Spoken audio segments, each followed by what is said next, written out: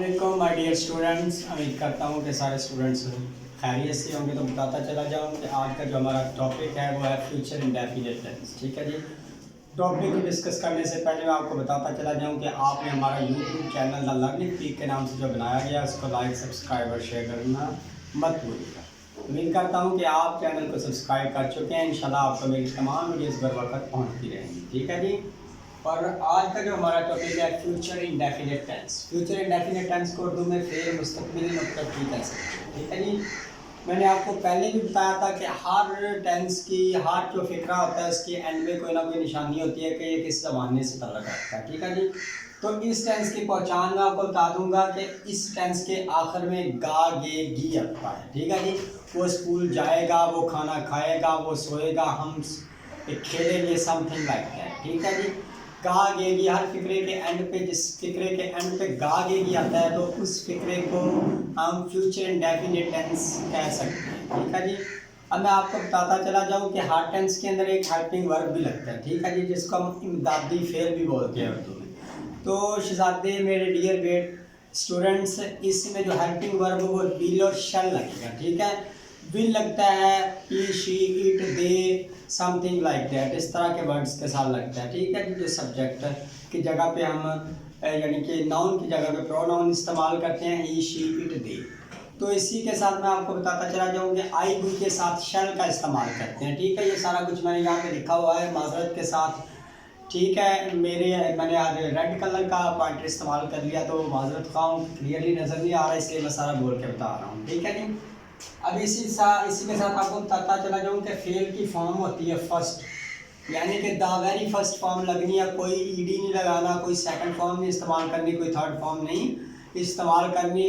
Only यहाँ पे अगर चेंज आया तो विल और शैल का इस्तेमाल है। ठीक है। अच्छा, विल और शैल की एक थर्ड कंडीशन भी आती है। ठीक है। उस कंडीशन में ये होता है कि जब आपके फिक्रे पे जोर दिया जाता है कि मैं ज़रूर खाना खाऊंगा। ज़रूर जब आ जाता है ना, मैं आ जाता मैं के लिए आई का इस्तेमाल किया जाता है तो आप मुझे कहेंगे कि सर आपने वहाँ पे शैल क्यों नहीं लगाया आई के साथ। लेकिन मैं आपको बताता चला जाऊँ जहाँ ज़रूर आ जाए फिक्रे के अंदर वहाँ आई के साथ भी विल का इस्तेमाल किया जा सकता है। ठीक है। आई यानी कि जब फिक्रे के ऊपर जोर दिया जाता है। इसी के साथ बताता चला जाऊँ जो मनफी फिक्रात हैं वहाँ पे विल और शैल के साथ नॉट लगा दिया जाता है। I will not eat food something like that. Okay जी। इसी के साथ आपको बताता चला जाऊँ कि सवालिया फिक्रात हैं वो आपको पता है कि हर ज़माने में यही होता चला आया है कि हमने हेल्पिंग वर्ब को सब्जेक्ट से पहले लगा दिया है। इस तरह से हमारे जो इंटरोगेटिव सेंटेंसेस क्लियर हो जाते हैं, बन जाते हैं। ठीक है जी। एग्जाम्पल से आपको क्लियरली समझाऊंगा, आए मेरे साथ। एग्जाम्पल आ गई कि वो स्कूल जाएगा, वो स्कूल जाएगा। क्या जी? वो स्कूल जाएगा। ठीक है जी। अब देख लें जी, ही विल हेल्पिंग वर्ब आ गया। गो टू स्कूल मैंने आपको बताया था कि only use to first form. ठीक है। तो पहले सब्जेक्ट आ गया बेटा, फिर हेल्पिंग वर्ब आ गया, फिर वर्ब आ गया, ये प्रपोजिशन आ गया और इसके बाद ऑब्जेक्ट आ गया। ठीक है जी। He will go to school, ये इट्स वेरी सिंपल टेंस है और वैसे भी सिंपल टेंस है और बताने में भी सिंपल है। ठीक है जी। अब नेगेटिव सेंटेंस आ गया। मैंने आपको बताया कि नेगेटिव सेंटेंसेस वो होते हैं जिनमें नहीं का जिक्र आता है।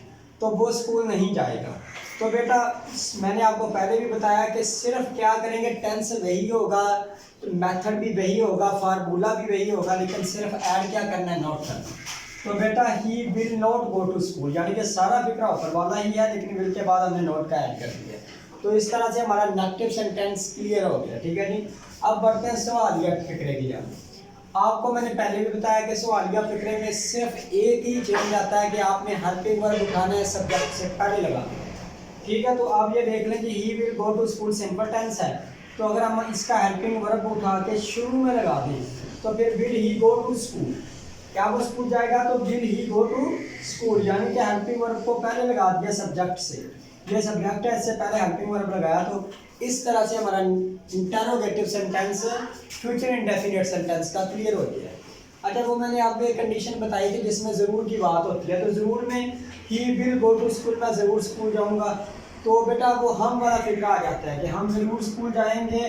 तो we will go to school, हम स्कूल ज़रूर जाएंगे। ठीक है, उम्मीद करता हूँ कि आपको मेरे sentences future indefinite sentence clearly समझ आ गया होगा। कोई मसला हो, कोई क्वेश्चन करना हो तो कमेंट सेक्शन में आके मुझे लाजमी याद कीजिएगा, मैं आपके मिसाइल को क्लियर करूँगा।